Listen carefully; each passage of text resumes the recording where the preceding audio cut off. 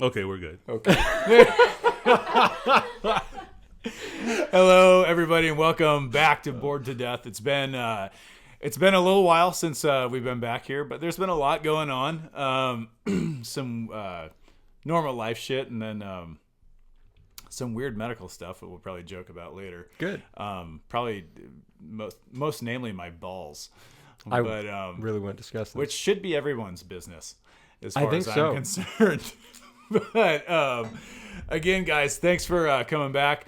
How we're here is because of some amazing sponsors. One of which I'm wearing some new. I know what the kids call it these days, but swag. Are they still calling it swag? He's so hip. That's true. I am so hip. I'm the hippest 40+ douchebag out there. Oh, you need some white sunglasses and you. Oh God, in a white G-Shock. Oh yeah. Oh Jesus. Do you not have one? Can someone shoot me now? Luke? Are you serious? You're my best friend, you asshole. Jesus. But, He just figured maybe at home, tucked away somewhere you have that. that's true. Like a break in case of emergency glass. I like to call it the Jersey Shore kid. Yeah. Like I met some girl that just turned 18, and I'm like, I really want to impress her. Wait. Yeah. Do you have any affliction T-shirts? Not anymore. No. See. Good man. I did. Is that even cool anymore? I'm so I embarrassed. saw one the other day. I hope not. You saw, that's still in service? Somebody was wearing it. They were homeless. So Okay. it there you go. didn't have too many more holes in it than it probably did when they first bought it. So Okay. it really kind of That's works. fair. Either way, Did all Yeah. the rhinestones fall off? It appeared so, yes. Bedazzled. God, dude. I know. If only people would have known bedazzling would become that much more popular in the future, they probably would have made a lot bigger deal. That infomercial probably would have. Oh, Really? the Bedazzler? Yeah. Oh, yeah. Oh, more so? I mean, other than the rhinestone jacket? Speaking of, I want one. If anyone, Goodwill or, any of the thrift stores, if you get a rhinestone jacket That with would a be- tiger on it, Oh Jesus Christ! Can we just Look make us one? up. Do they still sell the Bedazzler? I imagine, but Go on with the podcast. what you're I'm talking looking about it up. a tiger on a denim bedazzled jacket. yes. A dark denim, right? Yes. Yeah.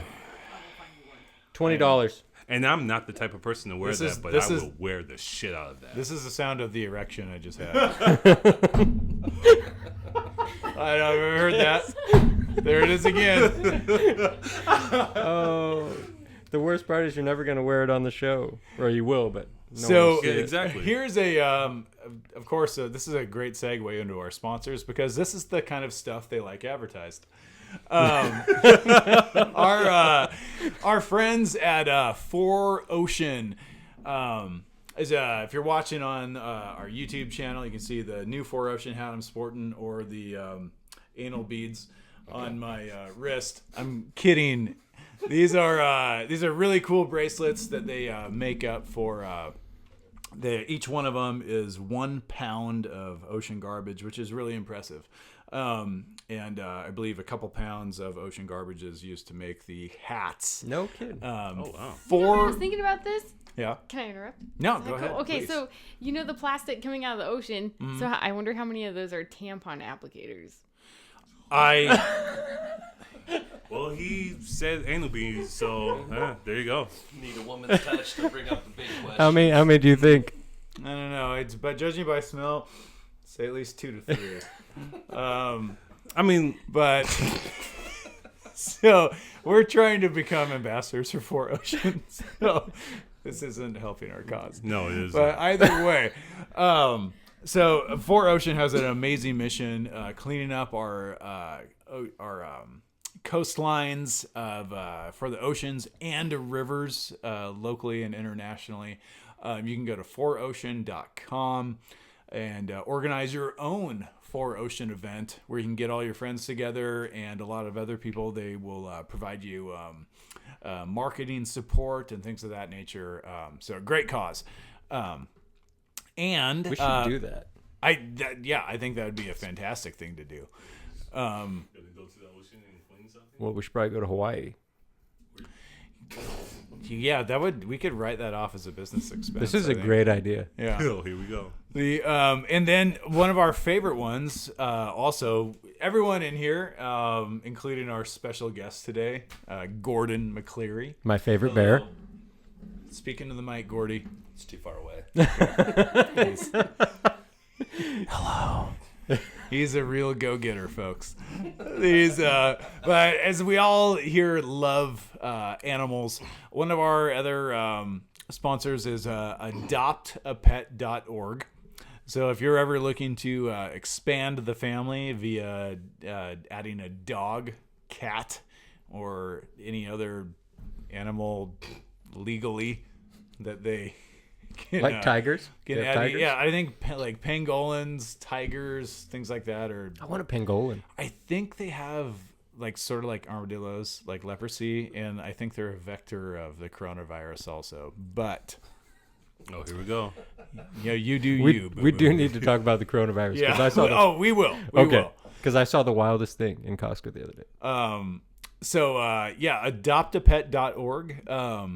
Fantastic and easy way. They've got a link to local animal shelters and stuff. Wherever you are, you just type in your your zip code, like the 99 something or other. That would be the one, yeah. Okay, you type in that. They find out where you are, and they're like, okay, these are the guys that need homes.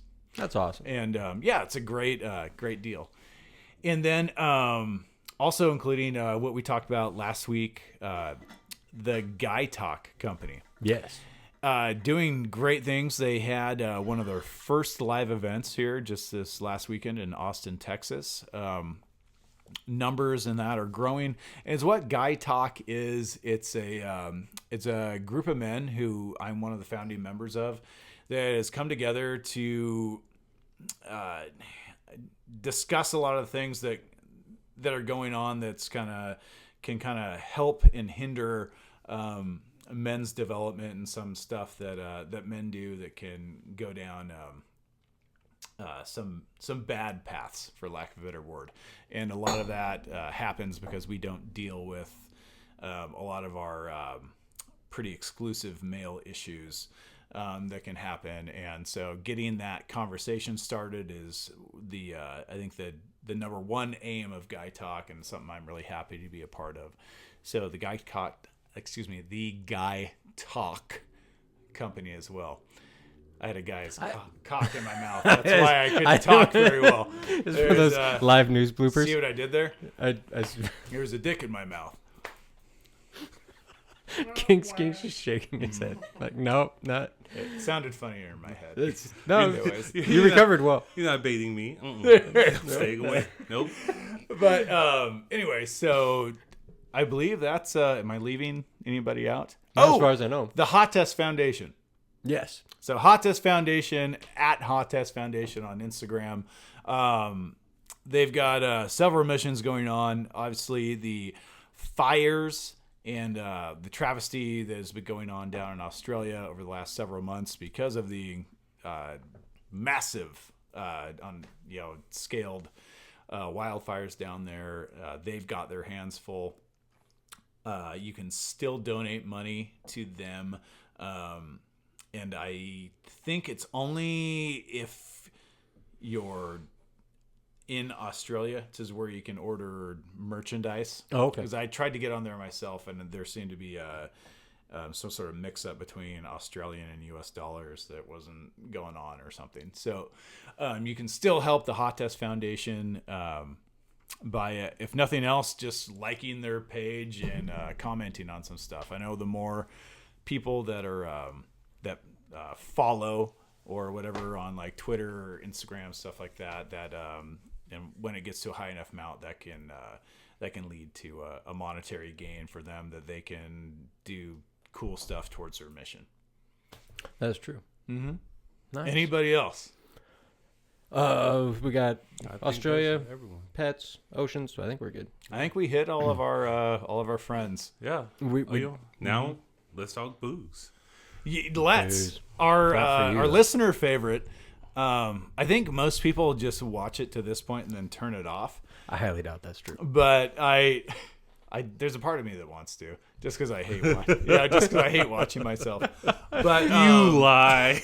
I know I'm a total narcissist. So it's like, God, I look so good today. Right?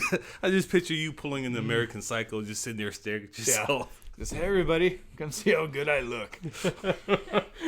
But is what I was getting into is everyone's favorite portion where Luke makes a drink that I cannot drink. But maybe someday. Someday.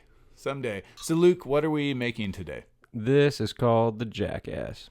And what is? I mean, It's really I know what a jackass is, but in this instance, it's really just a Kentucky Mule. Yeah. Yeah, it's Mule. just a Kentucky Mule, but we call it a Jackass. which begs another question: What is a Kentucky what the Mule? fuck is a Kentucky Mule? A Moscow Mule that instead of vodka, it has whiskey. Which is What kind of proportions are you pouring in there? it's 2 ounces, Thank you, Aaron. 2 ounces whiskey, 4 ounces ginger beer. You know the best thing. Luke famously half-asses his own portion of the podcast. No, the best thing is just like like you're asking for proportions, but this is Luke. There are no fucking proportions. He eyeballs, which is an excellent drinks. point. Like So- when he gives like a measurement like 2 2 ounces. Yeah. That, I give the official measurements to our viewers. I do not put them in my own glass. yeah, he's pulling numbers out of his So ass. what kind of liquor are we using? This is Kings Creek, Kentucky bourbon, I believe. Hey, that's a But very I put in this so it that's looks a very nice thing. What is that called? Oh God, Canter. a Thank- decanter. I think you're right. Yeah, I think. It's my Christmas present from you. that is nice. It's delightful. It's very pretty. Here we go. Let's talk about me some more. Yeah. Where does that beautiful thing come from? It looks amazing. Are there any other ways I can steer this around back to myself? Probably. There probably are. You want to drink your Topo Cinco? So we're. Oh yes, thank you. Thought you might. So, ladies and gentlemen, Our really official sponsor. while we're on the topic of refreshment, when I'm hot, possibly after a fake sexual experience that I never had, a wet dream perhaps, I need to be refreshed just like anybody else. What do I grab? Topo Chico, of course. My favorite is the one with the twist of grapefruit. Listen to the sound of refreshment. You can't tell it's been a whole month since we did one of these. He's like bursting on the inside. Here, you want to give that to King? You might want to sip. Oh, God. You couldn't possibly add grapefruit on your own like this. Topo Chico adds grapefruit like On a no cellular white level. person could ever dream of. There's So on that note, you guys want to take a quick break and we'll come back with a guest I'm incredibly excited to have on. Yeah, that sounds good. He is my favorite bear. He is he is half man, half ape, part grizzly, half man, half ape, half grizzly, which doesn't make sense off the top of things if you think about it, but it just does. So if you're good at It math, does when you're drinking Topo Chico. With a twist of grapefruit. There's an incredibly good friend of mine and all of us here on the podcast. it's the one and only reason I've ever had a mustache is this man right here, And and it will never happen again. A great I went friend- 28 days without sex for you, so great friend. Really not my problem. no, it was my problem. It was your fault. I got broad shoulders. I can carry that load. No, you cannot. And to be fair, my wife did the same thing. So, God, it was rough. yeah. I'm a guy. I took care of it. Oh, all these people talking about them not having sex. Kiss my black ass. So when we come back, our great friend, cancer survivor and fucking phenomenal human being, Gordon Stack brick McCleary. house. Just a little fella. Bully. We'll be back. Hello, everybody, and welcome back to Bored to Death. And as promised, we have a really extraordinary human being. He is modest, so I'm going to brag for him. Gordon McCleary.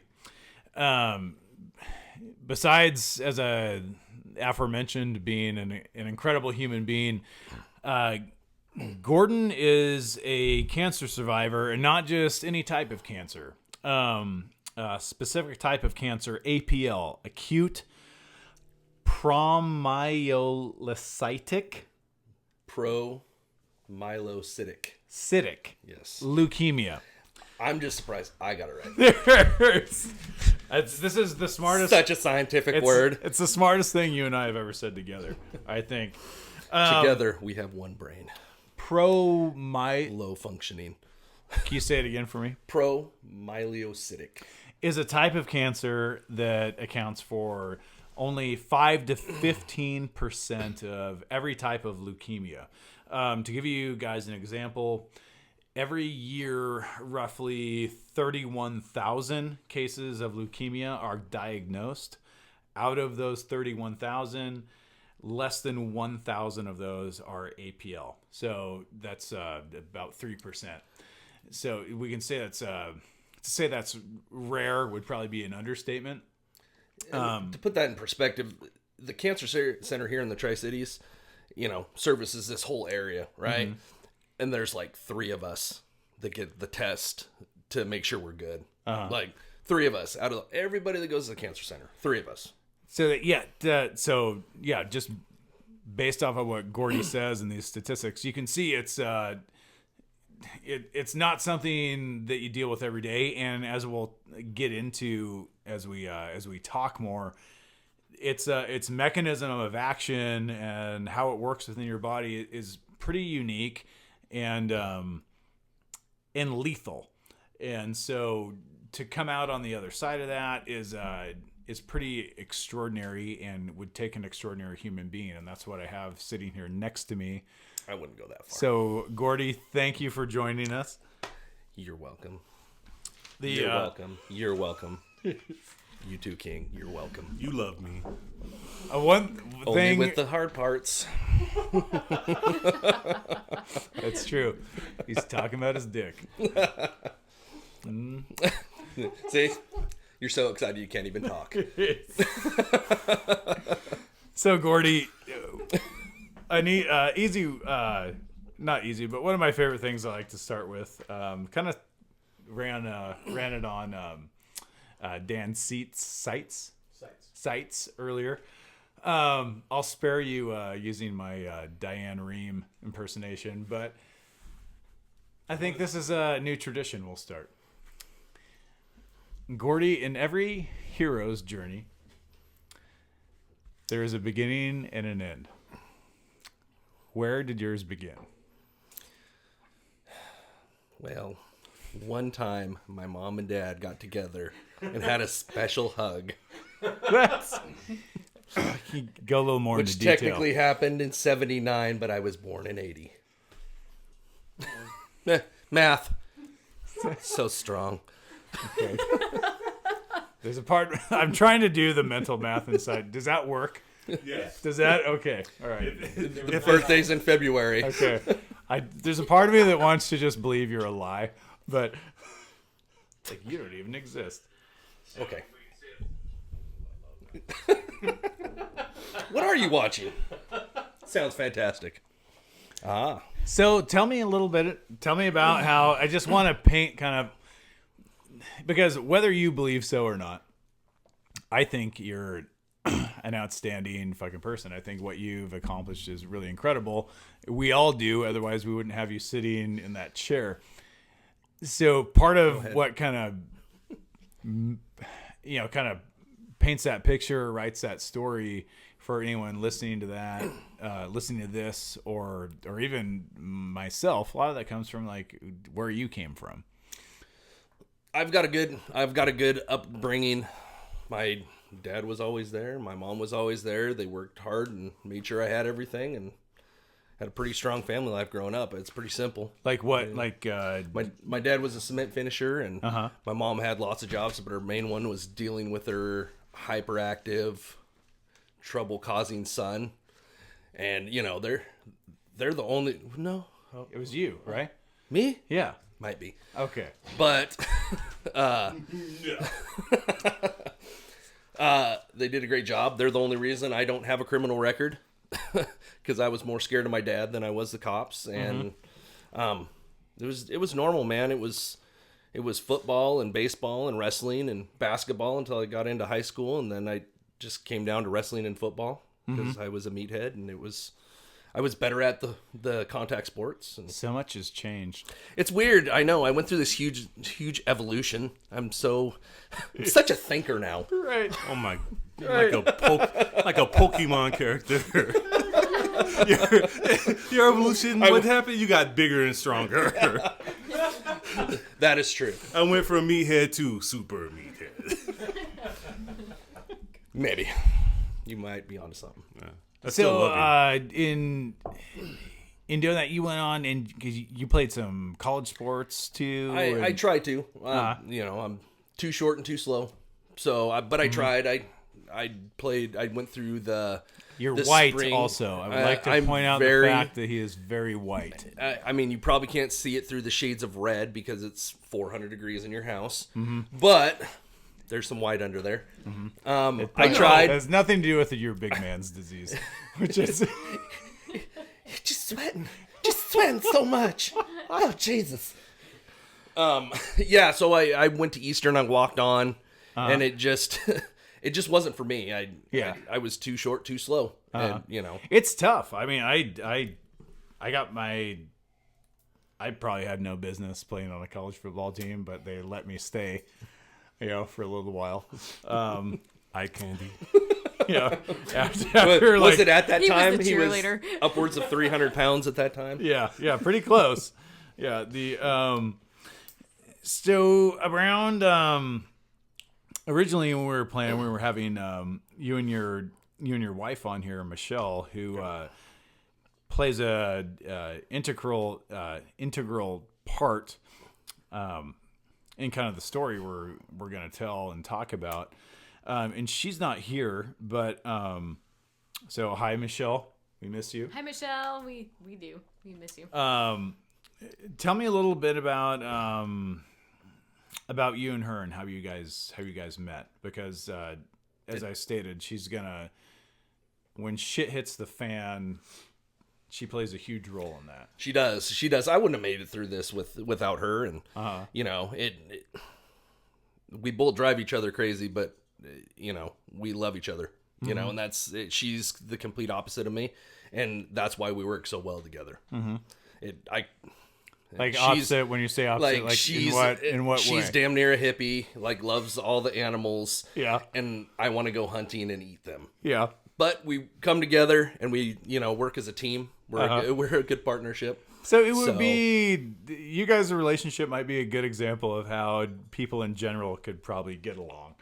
Yeah, maybe. Yeah, to find a common ground. Because that's apparently what you guys have found. Yeah, no, it was quick with her. I mean, I met her after a union meeting at the Crazy Moose where she was working. And this tall, beautiful, blonde-haired server goes walking by, and I was like, damn, that chick's hot.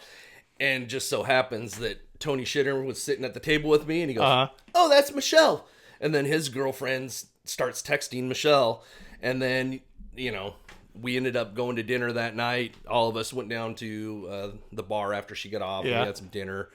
And then, obviously I'm Mr. Smooth. So she gave me her number. Right. And then, I eventually called her back the next day. And it was quick. She moved in after 2 weeks.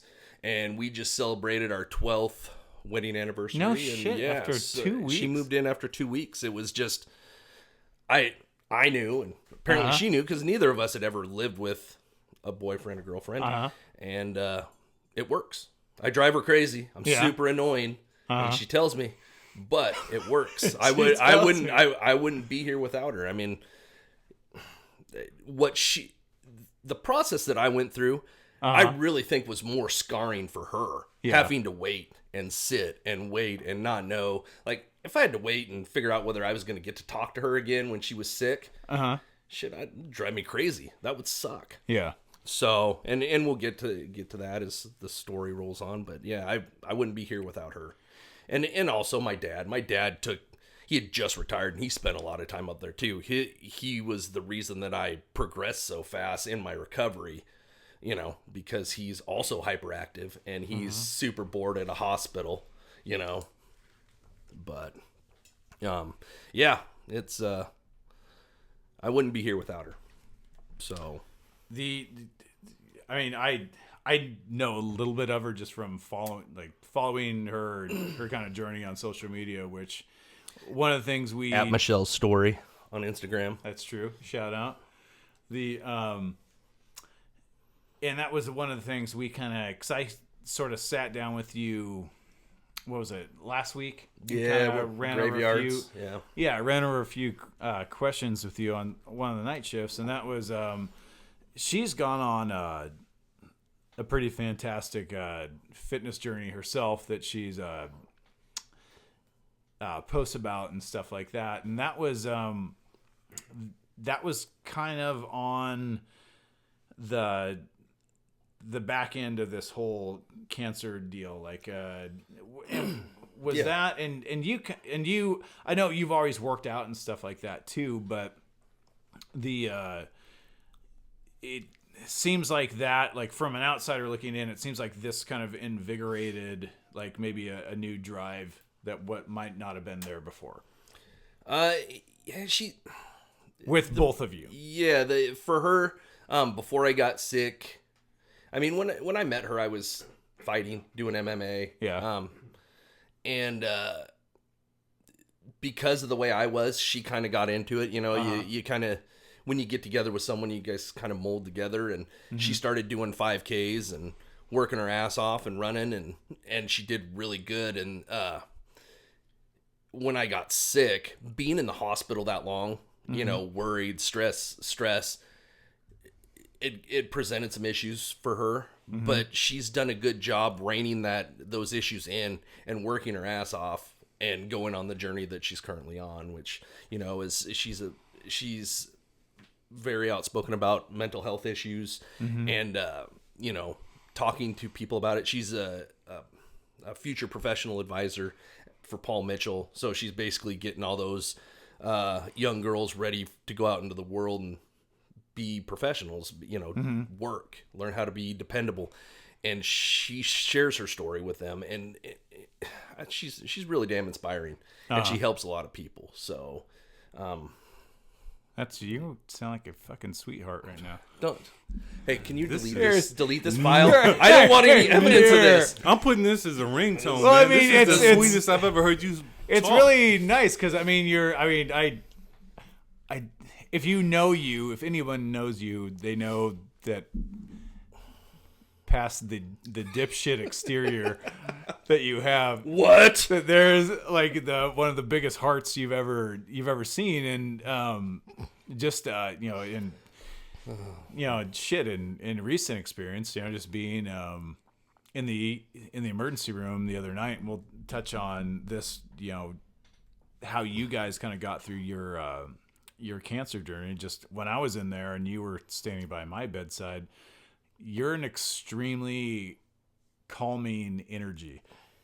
Like, out of all the stuff that was going on that night, and it's odd because you are like me, you're everything but calming. But when you need to, you know, you focus down. Because I remember sitting there being in, just to listeners, I had some shit that went on the other night and went to the ER and was in a lot of pain.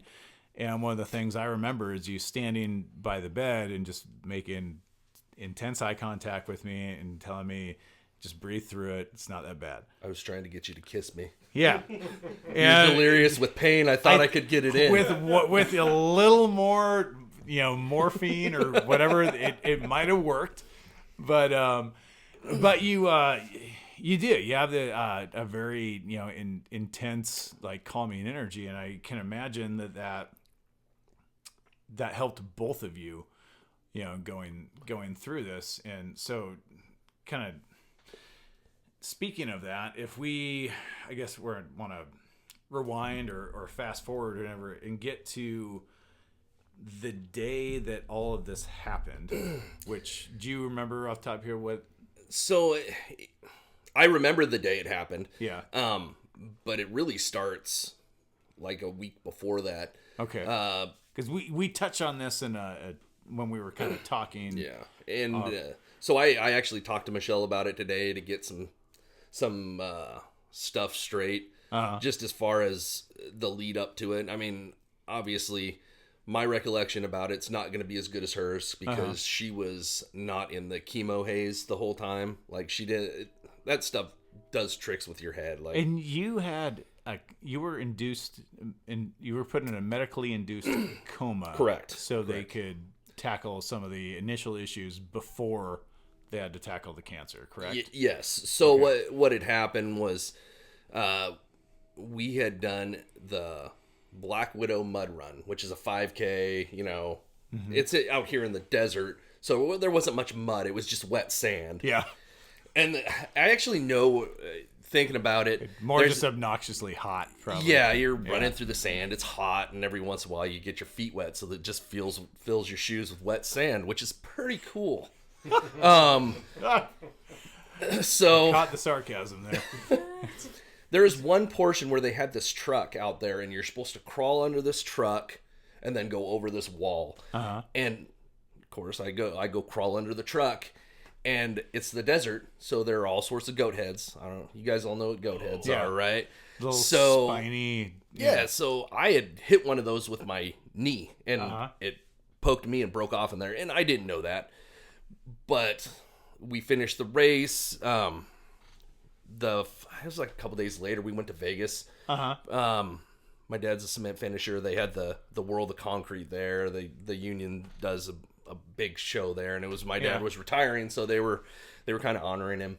And so we went and did that. It was a crazy out with the guys Vegas trip. I think we drank one night. So but we were there for a week, and I started coming home, or we left and we were coming home, and I just started feeling like crap. And you know, you think, oh shit, I'm trapped in a plane with people that are probably sick. So you know, I start feeling like crap, flu-like symptoms, get home, and it's getting a little bit worse. And so I have to call into work because I'm not going to be on vacation, then show back up sick, get other people sick. And it starts getting worse. I start getting some, I'm at home, I've already called in, and I start getting the chills. So I'd wrap myself up in a blanket and shivering, and then I would get super hot, just start sweating profusely. So, you know, I'd hop in the shower to cool off, and then I'd get out and dry off, and then I'd be freezing. So I'd hop back in the shower, turn the hot water on, and, you know, try to warm up. And it went like that for a little bit. And Michelle fell asleep, so I drove myself to the ER and get there, and they do the standard procedure. Right. You've got the flu. Here's some naproxen to treat the symptoms. Bye-bye. Right? No blood work. And that naproxen no will come into play in a little bit. Yes, correct? it will. Yeah. So I don't know any better. Right. I'm not a doctor, obviously. So I get the prescription filled. As far as gorillas go, you do look fairly intelligent, though. If I had glasses. So I stop by Carl's Jr. I get a burger because I'm a pig. Yeah. And even though I'm sick, I'm still going to eat. And I get home, eat the burger, take the naproxen, go to sleep, have to call in again. Just sitting around the house playing video games. And I'm like, oh man, I got to pee. Which is weird. It's like the first time I've had to pee in a while. And I get up, go to the bathroom, and I start peeing blood. Like, that sucks. So I... Hey, Michelle, come here. She comes in. I'm like, does that look like blood? And she is on it. She's calling our doctor. You know, it didn't even faze her. She was going. And, you know, she gives a phone to me, and I go, hey, I got to get in. This is my normal doctor that I go to all the time. I've known him forever. He graduated a year above my dad from Kennewick High, and he's a good guy. And I get on the phone. They're like, you know, I tell them I need to get in and see him. Right. They're like, well, we can get you in 2 weeks. I'm like, well, I just started peeing blood. They go, come on down. So Yeah. Imagine how it's crazy how that bumps you up the list. Weird. Yeah. Little blood coming out of the wrong spot, we'll take you. So the drive is like 10 minutes. It's short. Maybe less than 10, but more than 5. It's short. Yeah. And the time it took me to get there, the fever had started to kick in. Right. I still, I know I'm sick, but I still think it's a flu, but the fever starts to kick in more. And I get there, and his name's Dr. Smith, generic name, but he's a good doctor. Yeah. And Dr. Smith is like, I need a urine sample. And by then, the fever had kicked up so much that I was super dehydrated. And I couldn't even stand up for a urine sample. I had to sit down and try to force one out. But I didn't even know how you do that. I remember when you were telling me that when we were talking the other day. To try to pee. Now, Aaron, pretend you're a man. Trying to pee sitting down. It's a challenge. I don't know. Well, don't you guys pee sitting down? Yeah. It's super easy. they got different equipment, okay. bro. Yeah. They got different equipment. Well, that's the whole point. I was trying. They don't have to worry about the tuck. It's trying to come to a common ground. I got nothing. So I finally squeezed out a urine sample. Yeah. And I pull the cup away, and my junk hits the toilet seat, right? Yeah. That's And impressive. there was I think Chris is the only other person in this room that can probably it's not relate. that big. I was close to the toilet seat. I was actually sitting on it, so it was fairly close. Just a little fella. So it hits, and there's blood on the toilet seat from where my penis hit, and that freaks you out a little bit. Plus you got the the fever running crazy, and my doctor thought, well, it's obviously your kidneys or something. You got something wrong with your kidneys. Yeah. So he says, all right, you guys go to Cadillac, which is downtown Kennewick, to Richland. That's about 15 minutes. And to right? people listening here, that's regionally where we live. That's the hospital. That's the one to go to. Yeah. That's so it's about a 15-minute drive. He tells my wife to take me there. He's going to call ahead. So he calls ahead and kind of gets the ball rolling. So they knew I was coming in. They had been told what was going on, and I still waited a little bit, which sucked. Yeah. I'm like sitting in this wheelchair, and the fever's getting worse, and yeah, it just sucked. Like thinking, maybe it's not that bad. Like, yeah. He's a puss. Let him sit.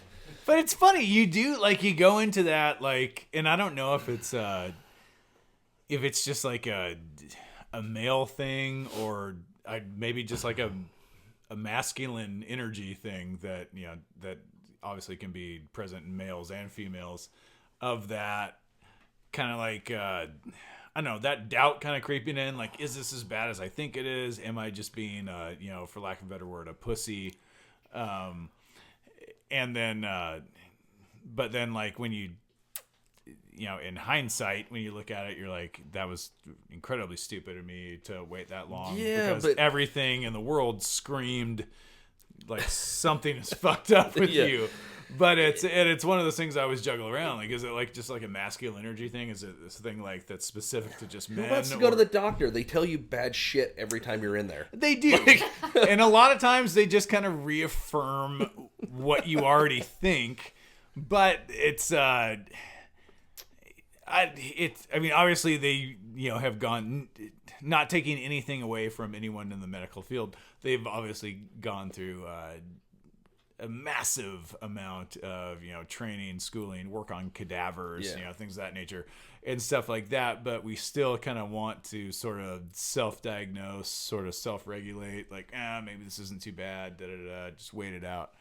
But so anyway, that was just kind of a commentary. Well, now that you say that, looking back at the whole experience, we're at the 6-year mark. You look back and you think like, congratulations, by the way. Woo! You think there's stuff you should have saw, right? But like we talked about before, I justified every one of them, right? So I had scabs in my nose, Well, I have a sleep apnea machine, and I constantly forget to fill the humidifier on it. Dries out my nose, right? So I was justifying that. I'm always in the gym. My legs were sore.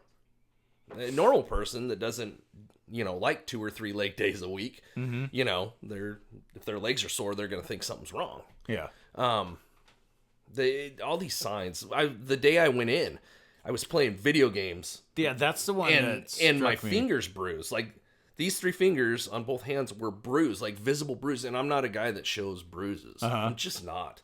And that's just a crazy one in general. I mean, like, it's just a controller. It's not like I'm you imagine killing that, thing. like seeing that would probably weird me out more than just about anything. I've gotten blisters, but never bruises. Yeah, Wait, video games? Tony Hawk Pro Skater, dude. he's got supple skin. I don't. I It's just so soft. played way too much. I'm in a really non-judgmental state of mind right now, so I'll just let that one slide. I won't. Because you have the lord of video games right here that's about to drop knowledge on you. It was the Nintendo 64, and it was those goddamn yellow C buttons. And I played Tony Hawk Pro Skater for like 80 hours in 1 week. Damn. And I was like 12, so I hadn't quite started working construction. Yeah. I don't even know you anymore. Sounds like your dad didn't make you run a shovel enough. No, my dad was in the hospital with my sister who was dying of gangrene. So I stayed at home and played video games. There you go. Way to bring the mood down. You know, Luke, when you put it that way. Yeah. Fucking bully. Typical. Soft people comments. Yeah. Bruises on fingers? No. I only have soft skin, okay? Get it right. It is very soft. So, to kind of go off on, to kind of explain a little bit what's going on, and you and I have talked about this as far as what sort of the mechanism of action of how APL works. We first have to start talking about where some of these things would start to make sense. The scabbing, the bruising. APL starts in the production of your red blood cells, and when I talk about production, it's almost an overproduction to the point where they're not necessarily even a red blood cell. I think they're referred to as a red blood cell forming cell, which is called a primoliocyte. Yeah, so basically what happens is you're producing the cells in your bones, in the marrow, and they can become a couple different things. Mm-hmm. But my cells couldn't figure out what they wanted to be. So they would grow to the point right before they would turn into something, and then they wouldn't do anything else.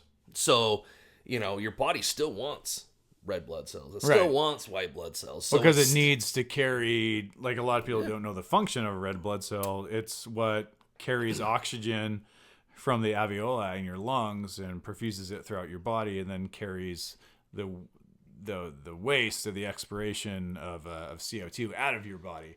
So they're incredibly important in how everything works in your body. Cellular respiration, all of that. So something that's affecting the production of that can have immense consequences.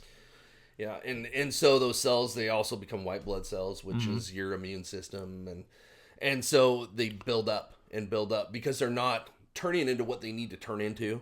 So they build up and take space. I was doing a little research before this, and apparently some people get like bone pain because it's building up so much in the marrow, and then it finally gets kicked out into the bloodstream, and that's one of the ways with a blood test they can identify what's going on. But and I had read that same thing, because as adults we produce our red blood cells in 3 different areas: our femurs and our sternum area, just large bone areas. As children, they're produced in just about every long bone that you have. But when we get to the adult phase, so that bone pain would be if it's kind of when you if anyone has ever been a donor, a blood marrow donor for someone with cancer or something like that, they put you on a specific type of drug that makes you produce blood cells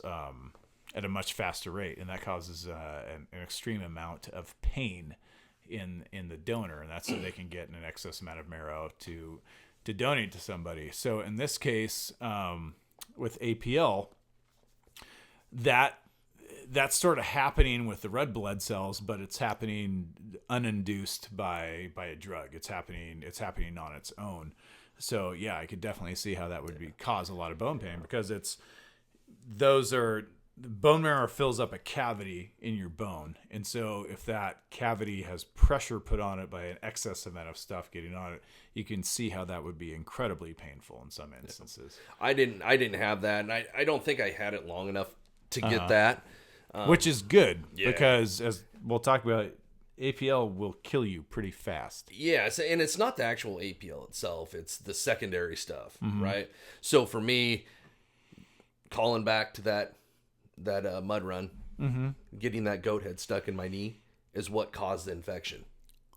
So that was in my skin. You know, like normally if you get something in your skin, it may get infected, but you can get it out, dig it out with a, whatever, squeeze it, and the pus will come out. And it was in my knee, and started that infection from that with no immune system is what kicked the ball rolling. And so how, just to explain to people how that happens, is during there's a chromosomal exchange that kind of gets mixed up with APL, and because of that is what Gordon's talking about, how the goat head started everything is with an infection, is you become incredibly susceptible to infection, because this overprotection of promyelocytes that would eventually turn into red blood cells blocks the production of white blood cells in those long bone areas as an adult. And so obviously, as we know, white blood cells, we affirm those to, fighting infection, fighting, injury and stuff like that. So if your white blood cell production is being blocked by an overproduction of a different type of cell, it's easy to see how that would leave you really susceptible to the smallest of things. And in this case, a goat head. Yeah. Hey, Tiny. I don't want to be that guy. And I love it when you drop knowledge, Heath. Yeah. Love it. But this is the first time I'm hearing the story. I want to know the rest of it before something happens and we segue again. Okay. All right. Good. So That's good. Good job. Again, That's don't want to be good. that That's guy, good. but he's basically the bumpers on a bowling alley. He is. For me, he really is. He's like the leveling force. Like, when an unbalance in the force happens, like, Chris steps in and it's like, oh. I figured he would have went and bought like a cat pointer. Yeah. And shine it on the table or your microphone or something. Oh, I'm supposed to be doing something. Right. So we head to the hospital. The 15 minutes is getting worse. I get in there and they can tell that I'm dehydrated, and they get me back in a room. They tell I got a fever because they're doctors. Mm-hmm. And I was an army medic, which means I'm basically like a doctor. Basically, except for not. That is, for the record, that is a joke. We are morons. The fact that they license us with anything should be illegal. Carry on. So we get back in the room. They start trying to get lines in me. They can't get them in anywhere. They try my feet, my hands, my arms. They're basically stabbing me everywhere to try to get a line in to hydrate me. And that was, you were immensely dehydrated. Yeah, there, right? and I'm so dehydrated. And I mean, even if I drink a gallon of water, I'm still a hard draw as far as blood goes. My veins roll, and it's just the way it is. But it's even worse when I'm dehydrated. Right. So they're trying everything, and they get some blood out, but they still can't get some hydration in. And in this whole time, the fever's getting worse, and I'm starting to say crazy stuff to my wife. Fever induced stuff. And the doctor had left, and he comes back and he's like,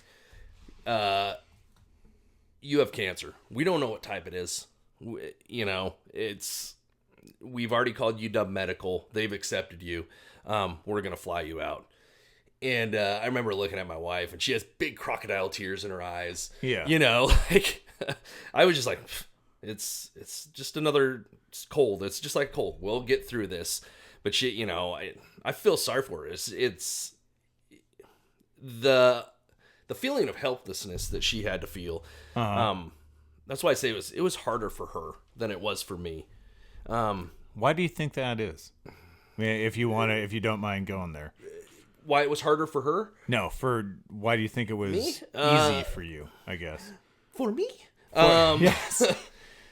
I don't know, man. I just, you know, you grow up wrestling, and it's a never quit attitude. It's, you know, you play those sports that are hard on you, and you just don't quit. Quitters lose. And I never wanted to lose, so this was just like another sports. I didn't know that's what was going on when it was happening, but you just don't quit. Kind of subconsciously, that's just how you, in any type of adversity, that's probably how you react to anything in life. Yeah, I mean, and this was just one more of those instances. Maybe you're gonna attack it. You're gonna make jokes to make it lighter, and not everybody appreciates that. As Michelle will tell you, she doesn't appreciate my jokes ever, but ever. But you know, like just seeing her upset sucked. It really sucked, and you know, and then I remember him coming in and telling me, and I remember seeing those tears in her eyes, and then it was black because I had passed out from the fever. You know, they couldn't get the hydration in. I'm super dehydrated. Now, is this before? Because you were induced and you were put in a medical induced coma at a point. Was that? Yeah, they didn't do that till I got to Seattle. Okay, so they had airlifted you. Yeah, this is all pre-plane flight. This is them trying to get me stable enough to travel. Okay, so I'm going to ask you to backtrack just a little bit, and maybe you can. I don't want you to necessarily speak for Michelle, but maybe. I mean, with you guys' relationship, maybe you kind of know what was already going on in this aspect. So I think you kind of already answered it, but I just wanted to hear it again. If you put yourself back in that moment, which I know is difficult, what's the first thing that popped in your head? Was there any recognition of all, or was it sort of just complete defiance that this isn't happening and this isn't going to do anything? There wasn't any of that. I mean, first of all, I was out of my head from the fever, right? You know, like I knew what he was telling me. I think the first thought I had was, you know, shit, this is gonna suck for Michelle. Like, it's gonna suck when I die and she has to take care of the house and the dogs, and you know, there was never any fear of death. I just didn't want it to be hard on her. And that's a huge, you know, showing of, you know, the incredible kind of person that you are. Is that's the first thing that pops into your mind is how this is going to affect other people. I'm not afraid for myself. I'm afraid for them. Yeah, and it is what it is. It's just, you know, she's my wife. I want her to be happy and safe, and of course, me having cancer doesn't fulfill any of those. No, needs. It does not constitute with So it's like the box set doesn't check that one, not this one. Went down the list, didn't make any marks. No. I didn't get to circle or slash anything. So when you guys have those are secret. When you and her have talked, and if it's not, you know, comfortable sharing this, that's fine. We can just move on. Has she ever shared with you what was the first thing that popped into her mind? No, she hasn't really. I know that at the moment she knew she had to call my parents. Yeah. She's always said that after they told us and I passed out, she called them and it seemed like they were there instantly. Yeah. Like, you know, she called them, told them I had cancer and where we were at, and they magically appeared, you know, just... Yeah. Stress and bad things makes time move weird. Yeah. And especially for her, she's worried about me because, you know, at that point they still hadn't been able to get an IV in. Yeah. So she's just worried about me, and then my parents were there, and that helped her a little bit because, you know.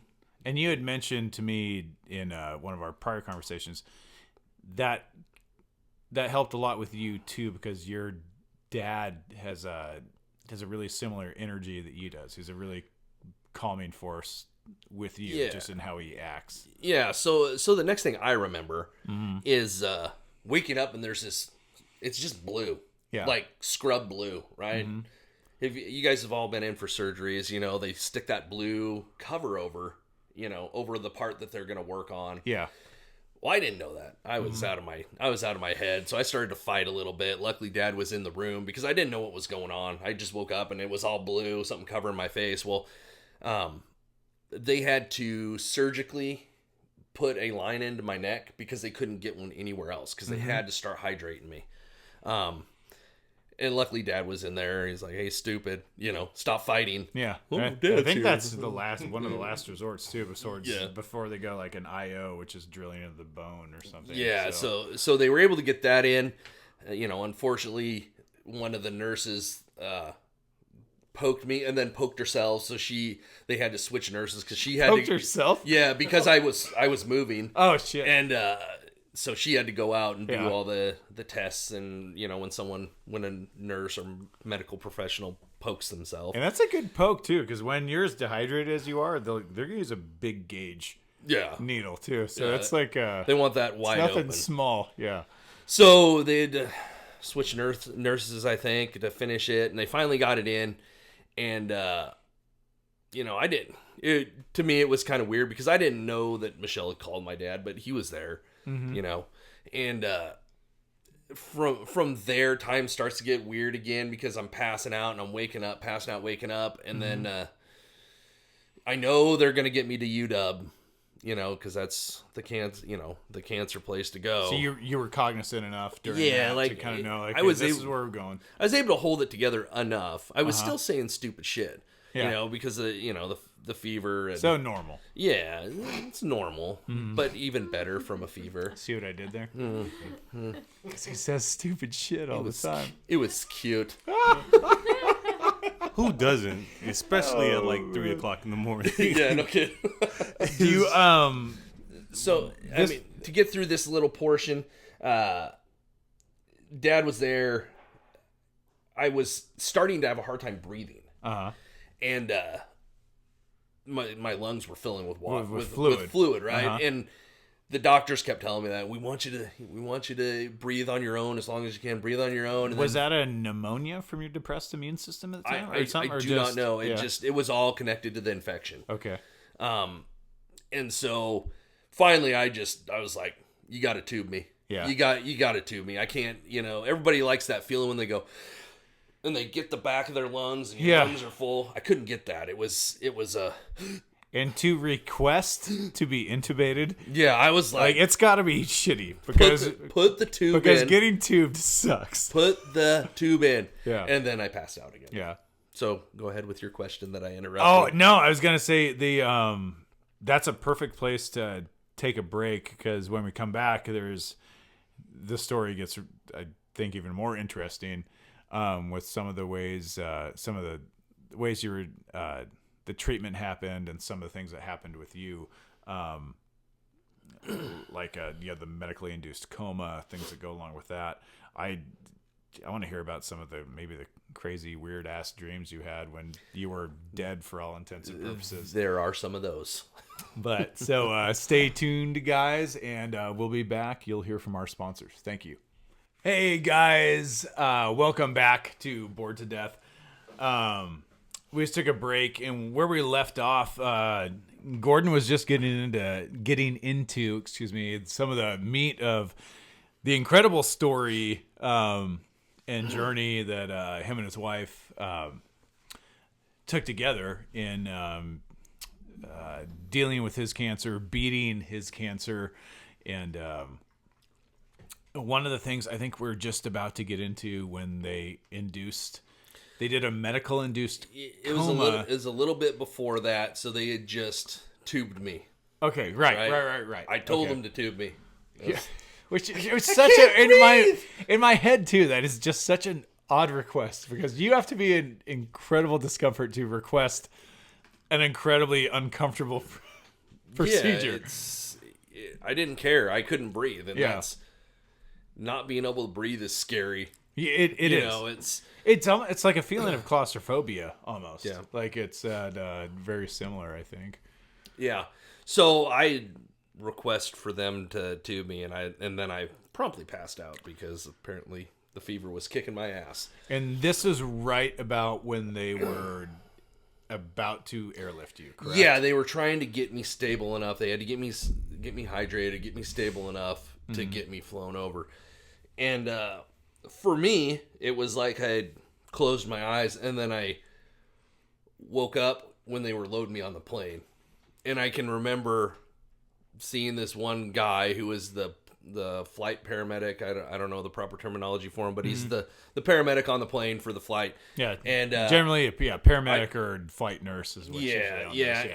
And I woke up and I was strapped to the board. You know, like the backboard. Your head's stabilized, and that is uncomfortable when you wake up and you're pinned down. So I instantly started to fight, and then I remember looking at the guy, and I had a tube in my mouth, so I couldn't talk. I was strapped to a board, and apparently it gave me a little bit of claustrophobia. Yeah. Because I have that feeling is horrible. But I remember fighting, and I looked at the guy, and he went, "Oh, he's awake. We better give him something." And then fast forward 7 days when I woke up. So that was the last memory I have of the next 7 days. Okay. Was being loaded on that plane when whatever they gave me knocked me out to get me to Seattle. So they administered something into you that put you out for 7 days. Now, was that? I don't know if what they gave me was induced the 7 days, or more likely was they gave me something to put me out for the flight, and then as I got into UW Medical, the doctors actually induced the coma. That would be my guess. Okay, so that was going to be my next question. Was the coma induced after that, or this was during that period of time they kind of bled into one another? For me, you know, it starts the fever's going crazy. It starts bleeding in. So that 7 days is all secondhand knowledge to me, except for the dream that I had. Gordy, tell us what happens when you're dead. So nothing happens until they don't give you enough stuff to keep you in the coma. And I'm a big guy, and I process stuff really well. And middle of the week, I started to wake up from the coma because they just didn't give me enough. And what happens then is you got a guy that's whacked out on all the medications, who's big and doesn't know what's going on. Apparently he Hulk rages in the hospital room. Yeah, but let's also go back to the fact that they're inducing you into a coma for a specific reason. Yeah. So if you're coming out of that is obviously very counterintuitive to that reason they're inducing you into. So what other complications might have come up because of that? Yeah. And I don't know. I just know that it was really hard on Michelle. It was really hard on my dad, and it was really hard on my mom because, apparently, I'm out of it. They didn't strap me down to the bed because they didn't think about it, right? He's in a coma. You don't need to strap him down to a bed. Yeah, of course. But I started freaking out, and I was crying when they got me actually strapped down to the bed, when they got enough guys in there to hold me down to get me strapped to the bed. I was crying, and then, that still really bothers Michelle. I wish there was video of it. I would have liked to seen, I don't remember any of that. It would have been like another person, like I would have loved to see that on video. You just want to count the guys. Like, how many of these motherfuckers did I bitch press? Well, it's like you look at, I'm told I'm a large human being. And then, I stand next to you, and I feel like... That's funny. I don't see myself as big at all. I never have seen myself... Even when I was 300 pounds as an offensive tackle, I never saw myself. God's honest truth. I know you're calling bullshit king, but the truth is, I don't see myself as a big guy. That's why I break so much stuff. Until you grab someone, say, me... Oh. And squeeze. But that's usually... you want me to grab you. No. Yeah, I remember that one time you told me to grab you. No. I remember it. No. And it's like, the thing is, it's with like you and me. Like, we're pretty big guys. He'll grab us with one hand. Those fingertips. Yeah. And it's like the grip. It's I'm like, merely trying to help you massage out whatever muscle I'm grabbing onto. I don't think that's what you're fucking trying to do at all, Gordy. I think that's a lie. I agree with you. I think that you don't know what's going on in my head, so you calling bullshit I know what's is going. bullshit. I know what's going on in your head. You know what I picture? You ready for this? Science. No, you know what I picture? This is what I see you thinking of in your mind when you grab one of us. Ever seen Deliverance? Oh, Jesus. What I'm thinking is, Yeah. I'm thinking Deliverance. I'm thinking that banjo riff. And I'm thinking, squeal, boy, squeal! Well, just like, it's something to just communicate with the people that listen. Like, I mean, the only thing I can do is like relate my own personal experience. But like, I've locked arms with some pretty big, strong dudes and playing offensive line in college, and I don't remember. I remember one person maybe getting close to the way that you throw me around like a Muppet, and his name was Matt Alderman. We nicknamed him Diesel. He was one of the strongest human beings I've ever encountered in my life, and quick as a cat. I think he was a defensive tackle. He was about 300 pounds, ran a 4.7 40, bench press close to 500 pounds, this and that. And just like you would block him and he would just get his hands on you and you would just be like, and then the fucking play would be over and you don't even know what you did. Yeah. And that's how I feel around you. Here, Gordy, I have a question for you. When you grab someone and they try to get away or whatever, or in my case, just collapse. And hope That's that the best way to do it. Just go like straight fetal. Yeah, just Like- collapse and hope that you go away. What do? Do you laugh or do you giggle? probably giggle. Yes, but exactly. it just depends on the reaction. No, every time. You guys want to know the sad thing? You guys think of my course grip is? we do. You guys think my grip is strong? Yeah. My dad puts mine to shame. After 30 years of pouring concrete, running the trowels, holding the trowels all day, he could crush my hand. So is that what happened? Like at family get-togethers, do you guys just grab each other and see who can like submit the other person? No, my dad's retired now. I don't want to hurt him. Because my uncle Bill, God rest his soul, would do that. Like he would just every Christmas he'd like grab us by the neck or like the thigh and squeeze it and be The like, mean uncle. Yeah, and be just like say uncle, and it would. Is that how? No, The McCleary household works? I'm the smallest male grandson in my family. In the McClarys, I'm the smallest male grandson. That's terrifying. That is. I had to fight. That's why I like to wrestle and stuff. Jesus. So I'm the small guy. Yeah, I think that's so terrifying. it's okay. I tried to process it for a second. I'm like, no, it's scary. It's okay. Yeah. It's good. So Made me meaner. for the first time in history, I would like someone to write this down. I'm going to steer us back on track. Oh shit! What's the date and time? Yeah. Can you download an app with a 8:30. cat? It's 2030 on. God damn it, Siri! Get the fuck off! I know I don't know the weight. 3-3. All right. Yes. 4. It's the 4th of some month. March. Yeah. March. Close enough. Yeah. Yeah. Either way, this is unprecedented. So I'm you- impressed. Right. So you'd been induced in a coma. There had to be some. There was some weird shit you experienced, right? Yeah, so what I experienced, there was lots of stuff going on in the real world, and we can get into that, a lot of medical stuff. But for me, when I was coming out of the coma, I don't remember the coming out of the coma portion of it. I was stuck in a dream. Like, Because that's kind of how I've always imagined it. I was stuck in a dream. I knew it was a dream. I couldn't get out. I couldn't talk in the dream because I had a tube in my mouth in real life. Yeah. And apparently it was in the dream too.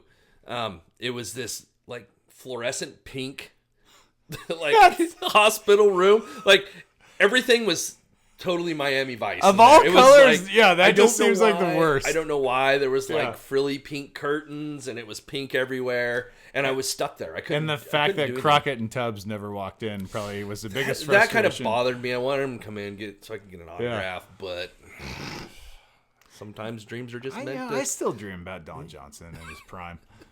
I mean, who doesn't really? Yeah. Every, sweet. I know who Don Johnson is. That's what I was about to say. You're so old. Aaron, there was a time when no woman would ever say that about Don Johnson. No. I really want you to age yourself now. No one ever wore a white on white suit with a pastel undershirt. And rolled up sleeves. Yeah, and white Ferrari Testarossa. Yeah. He was made the that other- car popular. What was the other guy's name? Ooh, got him. His actual name? Yeah. Well, there's Crockett and Tubbs, but Yeah. Don Johnson and Oh Jesus! What Have to he Google this. Don Johnson. he was like? Was he like a? Make sure and spell it right. You might not get the picture you want. actually that's true. Don't say Doc Johnson. Yeah. That's a. They make sex toys. Yeah, that's what I said. Don't say Okay. Doc Johnson. Yeah. I think they do. Allegedly. Just so we can be steered back on topic, so Philip Michael Don, look at when he was in Miami Vice, Aaron. Philip Michael Thomas.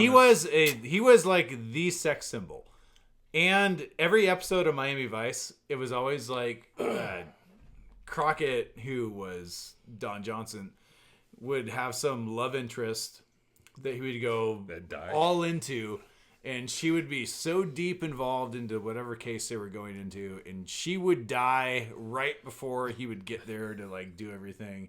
And it was that was a reoccurring theme in like every episode of Miami Vice. And every once in a while they would throw Tubbs in there, and That's him. he was a handsome son of In a the bitch. 80s, he was a sex symbol. That's him. Those pleated pants. Oh, that's. I know. But is he pastel wearing jacket. the white sport coat and white slacks No. and like a pastel That's- undershirt? But he has on the Basically, white, what I saw was white slacks, white sport coats. white Yeah. slacks, pastel jacket, and pastel shirt. Okay, yeah, perfect. Like, there's still a part of me that wants that. Aaron, And I have to fight myself to not buy those. Aaron, you're still young, but Because once when upon a you time, when you grow that- up thinking once that upon a that's time, like that the was coolest shit in the fashionable. world, it's tough to get it out of your granted, mind. Yeah. Granted, during that time, there was a lot All you'll of have to do is cocaine buy it once. involved. Wear it lot. out, Maybe and that somebody helps. will A lot mock of you cocaine. so much Yeah. that you'll I'm never just wear it saying, again. Once upon a time, that Oh, was, that isn't cool Well, anymore. I just want to That get with a was girl not. that will Didn't role they play iron that their with me. underwear back then? Like, They used to iron their underwear back then. Or get didn't dry they? cleaned. I Or- believe so. And look at those pants. Well, he was fighting crime. What you want They for the man? need.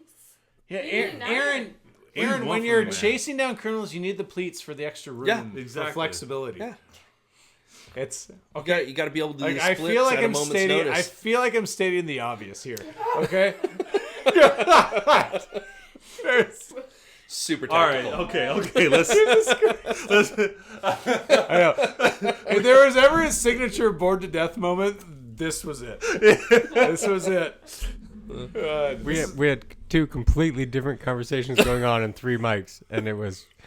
I'm interested to see how it sounds on the podcast. Yeah. I'm very curious. It's going to sound like hot trash. Yeah, probably. That's what we do best, baby. Part of our. Amen to that. It's part of our beauty. So So- in my head I was stuck there, and I couldn't wake up, and it felt like forever. I don't know how long it actually was. I don't know how long the process was getting me back down in the bed, getting me medicated again, getting me strapped in.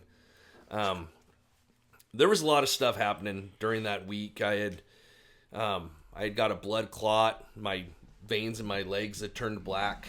The blood clot traveled down to my toe, and the tip of my toe fell off eventually down the road, but it turned totally black when I was out. You know, and the doctors were like, What was causing the occlusion of the blood? Was it the blood as far clot. as a circulatory problem? I have no clue. Yeah. I just know that from Michelle, she asked them about the toe, and they said, we've got bigger issues to deal with than a black toe. Actually, well, since you bring that up, that was actually you kind of sparked my memory on some of the notes I took. That's actually one of the big problems on the periphery that APL causes is clotting, excessive bleeding, and things of that nature. As far as that seems like it was probably a byproduct of the cancer itself. Yeah.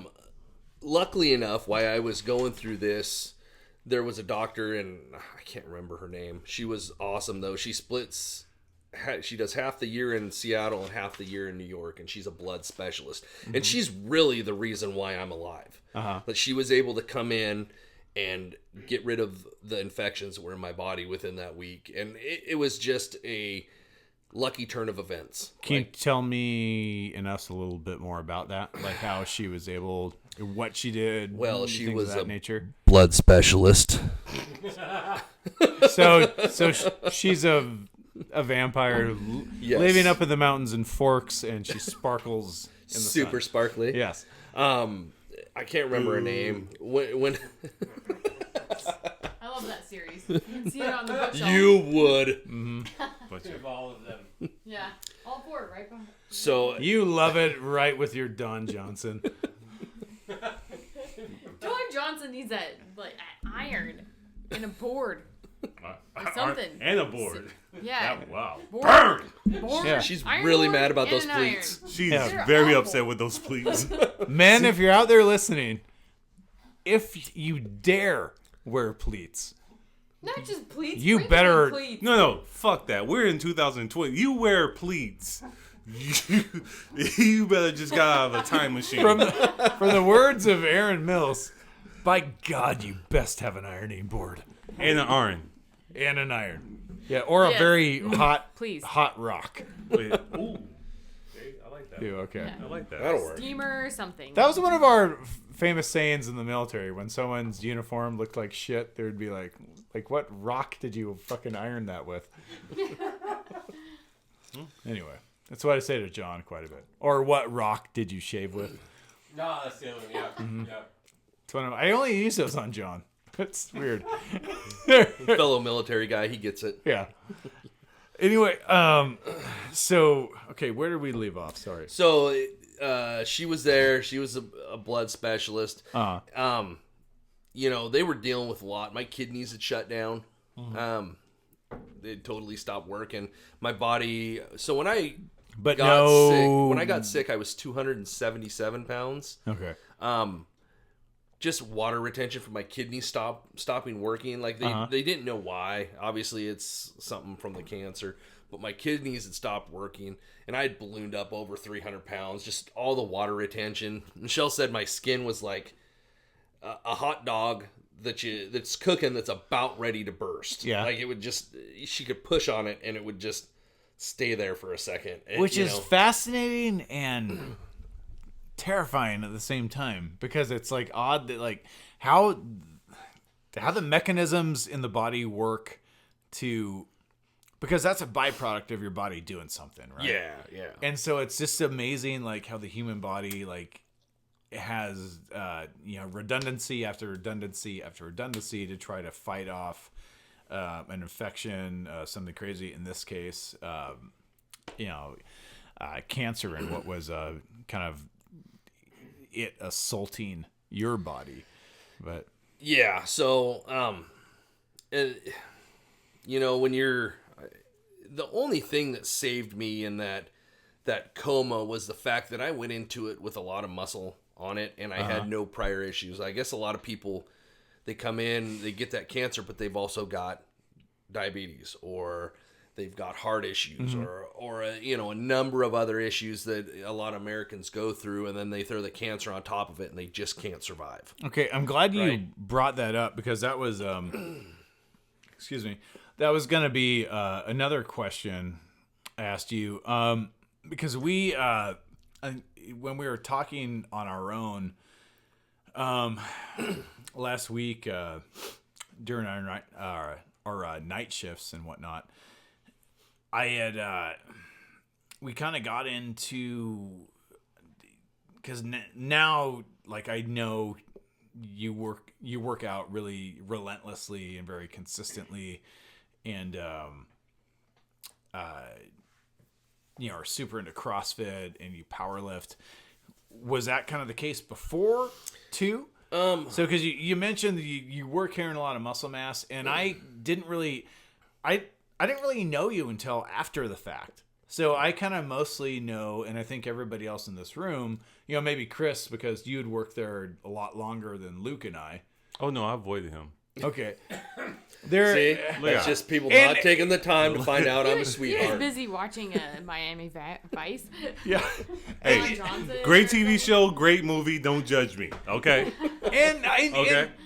and to your credit or defense, I sort of did too, because I recognize, like, I am an alpha male and I'm a big loud guy, and this is like the mirror reflection of myself. I'm not, and I don't think of myself as an alpha. I'm just a goofy kid that happens to be big. I mean, whether you're an alpha or a beta, it's something that like is just like kind of I'm sorry, intrinsically within you. Could someone pass me that button right there? You don't need this. You don't need this. Like I said, bully. Exactly. Yeah. Look at that. I'm not an alpha.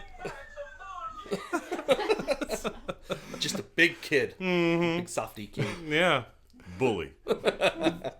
But yeah, so to kind of tail along with that, I the only Gordy I've ever known is post cancer, and so I don't know, and probably everyone else in this room, that's the only Gordy they know. Yeah, I lifted weights. I was anti-cardio. Like I was that. I was that dummy at Gold's Gym that would do legs 3 days a week and then try to get everything else the rest of the week. You mean that? Yeah.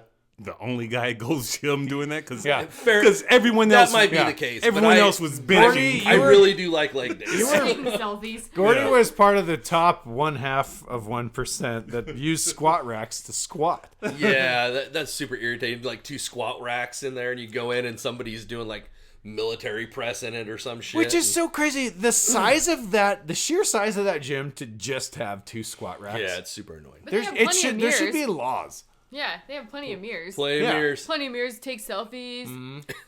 I went there for 2 days. That's What'd all you I eat, saw. bro? Selfies. And I was like, move. This is not the gym for me. I have so many names. I love the motions right now. you're making, like, do selfies. Because that's what they. You've seen bit of them. row They get selfie. in there, they grab the weight, Yeah. and they lift it at the right angle, and Yeah. arch their back or do whatever else. Yeah. Get the fuck out of here with that bullshit. And then put the weight down right afterwards. No. Because they can't lift it. Woo! I'm tired You're of sitting gonna that down. Ugh. Like, I swear to God, I'm gonna start throwing plates here in a minute. Go ahead, Yeah. try me. I'm not a violent person, but try me. I'm the only one that's sweaty in the entire gym. That's just wrong. Sorry, I'm sorry, everybody. No. It's okay. So Approved. McClary approved.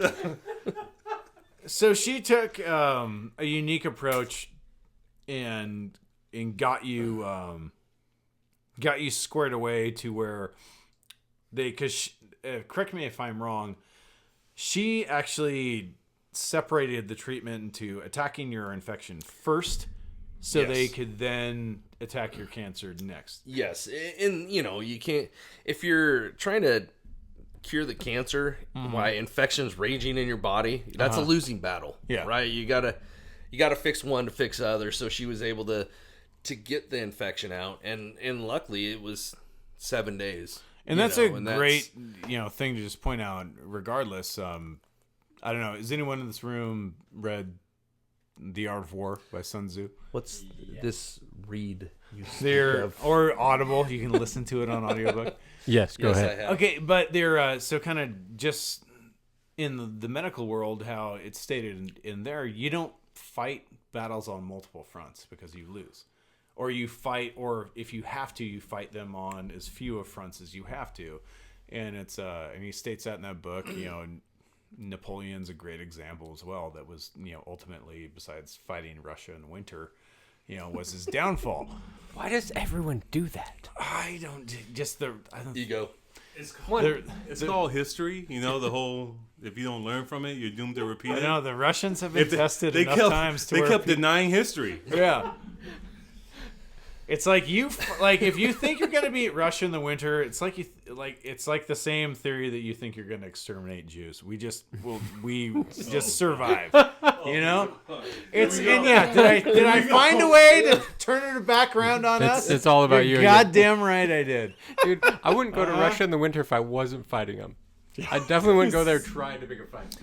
Yeah. I wouldn't go to Russia. Yeah. No, Period. That's the main thing. But the crazy drivers, I'd go there. I'd fit in. So she established that very early on in your treatment. It sounds like. Yeah, I mean, I think that they had enough information from Cadillac to start devising a plan why I was being transported. Okay. Because the second I got there, that's when treatment started. It wasn't like, oh, we're going to start Monday morning. This cancer's too aggressive. So my guess is that they started formulating a plan while I was en route, and were able to put that plan into effect when I got there, so they could get it fixed. And one thing you mentioned me, Gordy, too, that I think is worth sharing too is the fact that she was there in the first place was incredibly lucky. It's just dumb luck. I just got lucky because she moves around. She spends half the year in New York, half the year in Seattle.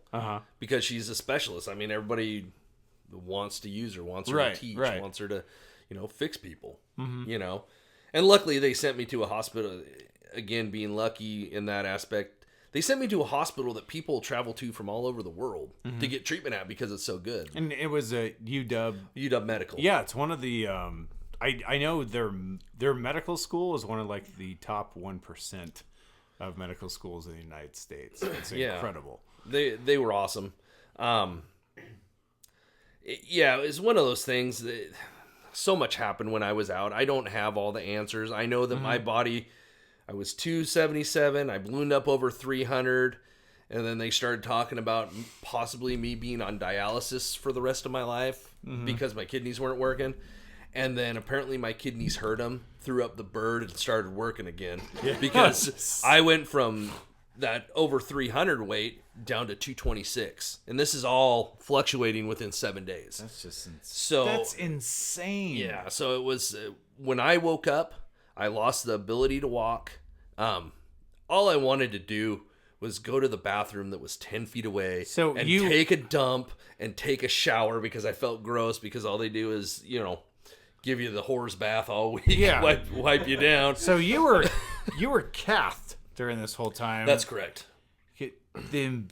The amount of urine that must have come out of your body to shed. I can't even imagine. Because you can't perspire off that much. I mean, you can do a fair amount, but not 50 plus pounds. Yeah, it was a lot of weight. That's insane. So I had lost a bunch of muscle mass too. Yeah. And that's part of the infection was going crazy and lack of nutrition because they're feeding you through a tube and lots of things played into that. But, luckily I had that muscle to give. Luckily I had the body weight to give. And, I guess there was a reason I was always going to the gym. Okay. And that's where you left off is perfect because it leads into, probably... For me, it's probably one of the biggest questions I am curious about, and one that has probably the most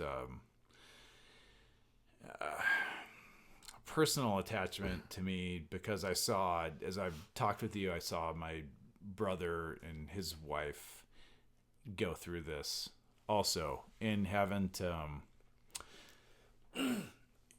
really ever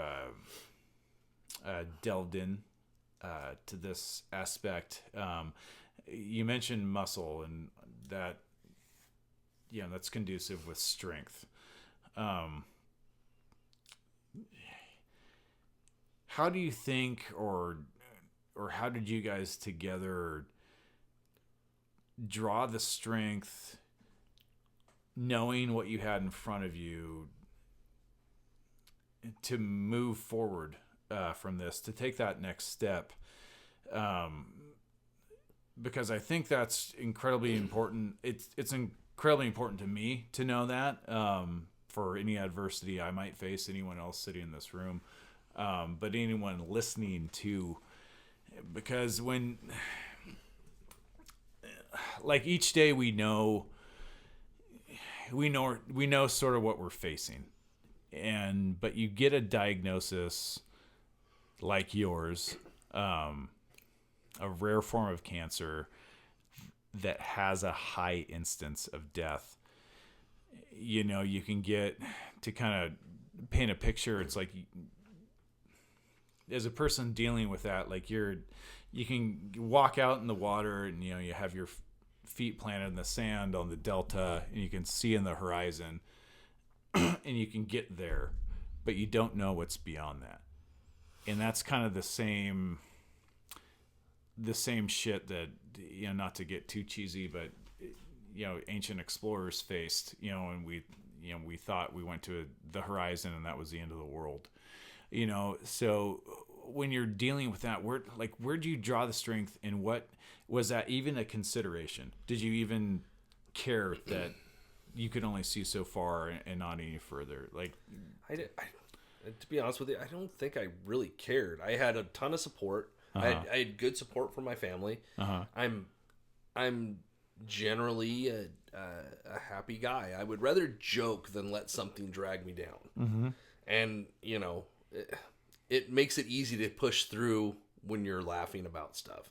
Yeah, it wasn't a funny situation. It was serious, and I could have died. I already think I'm past my expiration point anyways. Yeah.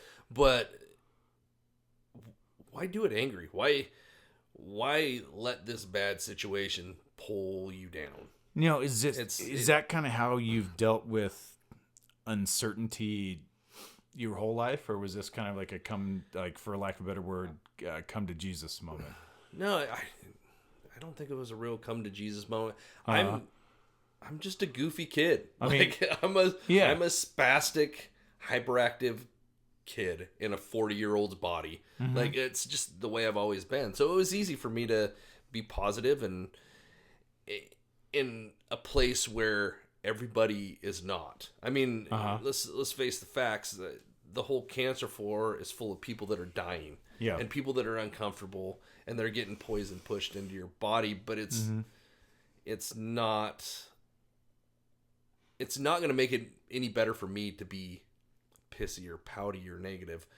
It's going to make it easier if I joke around, and, you know, maybe I can make the doctor laugh or the nurses laugh, or you know, the rare instant where I can make my wife laugh, which is really rare. But you know, that's what I would rather shoot for. Even now, that being 6 years away, I would rather make someone laugh than, you know, let anything else get me down. And it's easy.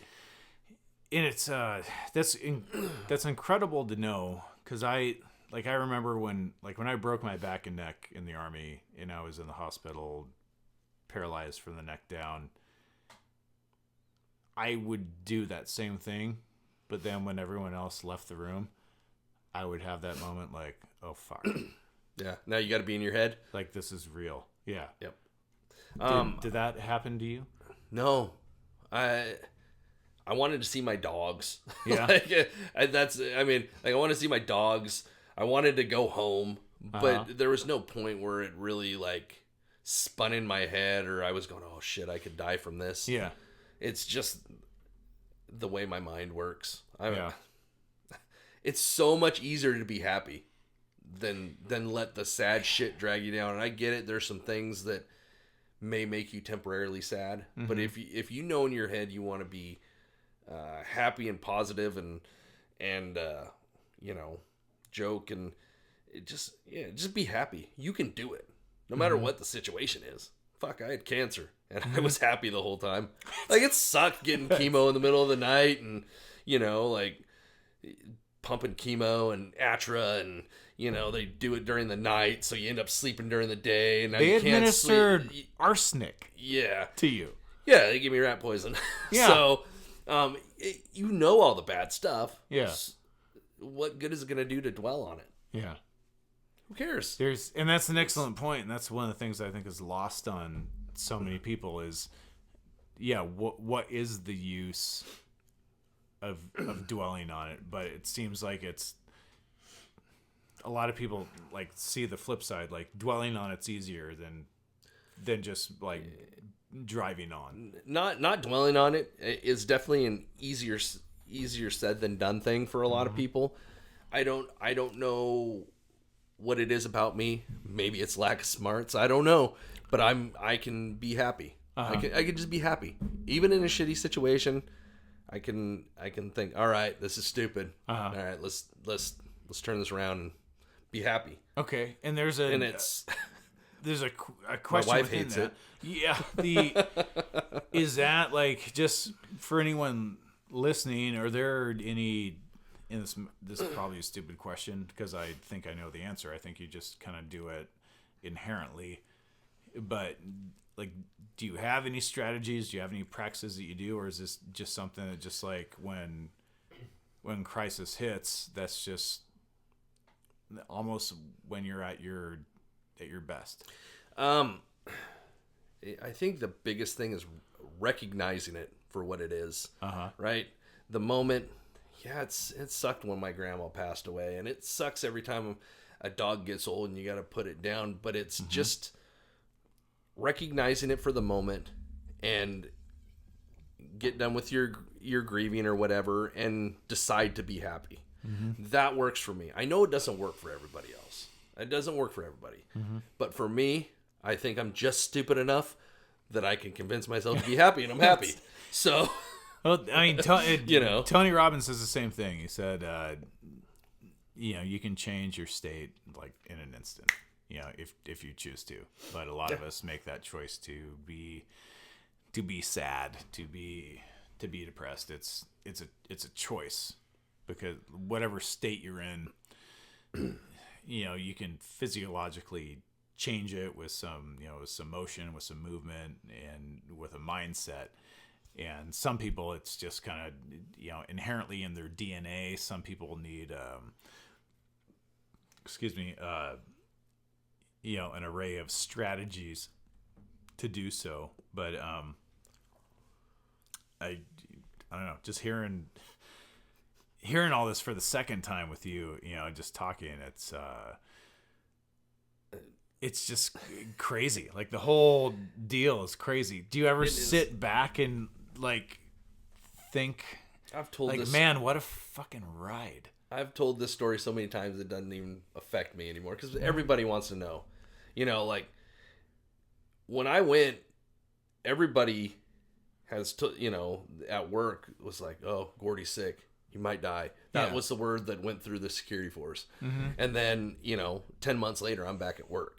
So everybody wants to hear the story, right? Because they know that I was here and now I'm here. What's this in the middle? They want to know that, just like you guys want to know. And so I've told the story so many times. It doesn't even register as being anything crazy. And in fact, I think I just got sick and then I got better. Yeah. Like, so like, it was just a speed bump. There's no point when you're, I don't know, doing like cause I know you got like you nailed like some shit up on a tree to do your wall ball shit and like stuff. You're doing that, or like cleaning your pool or doing your yard, where it hits you and you're like I was this close to not being here. And does that appreciation ever, does it register with you, or no, I don't think so, because man, if I was meant to go at that time, I was meant to go. I wasn't meant to be done with this world. And that's kind of the thought that I come from. Like, whatever happens is meant to be. But it's tough to get other people to understand that mindset. Yeah, I mean, I know I had cancer. I know it sucked. I know the work it took. I know the side effects. I know I see how big it is. What I went through. But I'm not going to dwell on it. Yeah. I'm not going to, hey, you got over that. Good job. Yeah. No, man, it's just a cold or whatever. I got over it. Yeah. It's I don't know why. Sometimes for some people it changes their life, and maybe is because I didn't have to see it from Michelle's side, right? The waiting and not knowing, and it's, she just has to wait and watch. She can't get her hands in there and help, Because it did kind of change how Michelle kind of went about things, though, because she went on a big, like, her fitness journey kind of started post that, correct? Yeah, yes and no. I mean, she, when I was fighting, she did 5Ks and stuff like that. But her real, I think afterwards, it's forced her to go on a real mental health journey. And she's very vocal about that. And she wants people to be aware of mental health because she has the stuff she goes through. But I think it just showed her, it was one more instance that showed her she can get through anything. Yeah. Her mom passed away from small cell lung cancer a little bit before I got sick, and she took care of her mom. And she believes that her mom got sick so she could take care of me, and then I got sick, and that gave her more experience so she could take care of her mom's twin sister, her Aunt Brenda, who died from lymphoma. So we've been fully assaulted by cancer in our little family of two.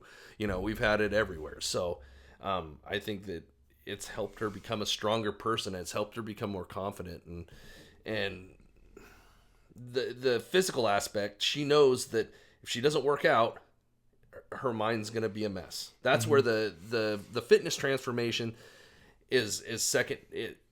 It's something that aids in the mental health portion of it. And I can empathize with that. It's similar thing when I'm in there. Your engine works better when you blow the carbon out of it. So, she's I can't explain how proud of her I am as far as her fighting off, the demon she has in her head and getting on social media and speaking to mental health. And it's amazing to watch her do that because she works so hard. She wants people to be good. She wants to help people, and I'm proud of her. One of the things I was mentioning to you out there, after the new year, I made a social media post, kind of swearing off using filters, because it's just one more thing that is sort of a guard between us and reality of how we want to be perceived. And I've never told Michelle this. I've almost messaged her a few times and told her it, but she was entirely the inspiration behind that post, just because I know the journey she's on. I have a pretty good idea where she wants to be. And I think in her head she's not there right now, but she's not afraid to show the world where she is and who she is. And that's lauded with bravery, vulnerability, things like that. Everything that is incredibly admirable. And I miss that she's not here because I wanted to tell that to her face. Yeah. But she'll listen to this, and you can relay that same message to her, because it's pretty incredible. She'll appreciate that. It'll be nice for her to know that she's having an effect. Yeah. She doesn't want to be famous. She just wants to help people. She has affected a confessed narcissist. And, hallelujah. So there's that's not anybody can do that. So, but man, I tell you, I'm so glad we got you on here. We've talked about it forever. I'm so, like, I can't put into words how grateful I am to have you as a friend now, because if